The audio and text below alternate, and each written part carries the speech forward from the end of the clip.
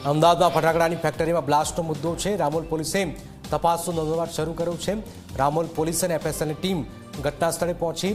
એફએસએલની ટીમે અલગ અલગ સેમ્પલ લીધા છે। સેમ્પલ લઈ વધુ કાર્યવાહી હાથ ધરવામાં આવેલી છે।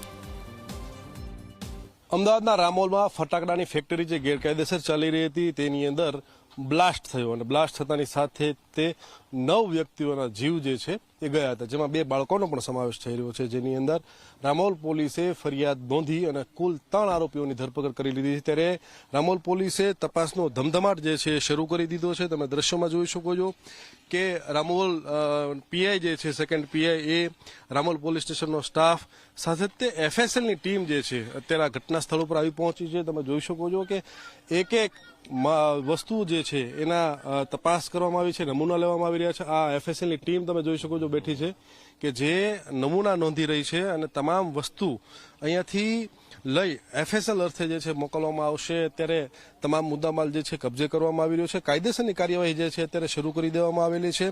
કલાકોથી આ કાર્યવાહી ચાલી રહી હતી અને ત્યારે બ્લાસ્ટ અને આગ શેના કારણે લાગી હતી તેનું સાચું કારણ જાણવા માટેથી અત્યારે પોલીસ મથી રહી છે।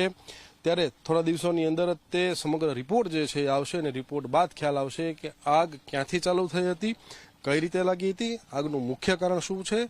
ત્યારે રામોલ પોલીસે અત્યારે એ પણ તપાસ શરૂ કરી છે જમીનના માલિક જે છે એ કોણ છે, ફાઇનાન્સર કોણ હતું, આ સહિતની તમામ મુદ્દાઓ પર જે છે અત્યારે રામોલ પોલીસ તપાસ શરૂ કરી દીધી છે। કેમેરામેન અમિત મકવાણા સાથે ઉદય રંજન, ઝી મીડિયા, અમદાવાદ।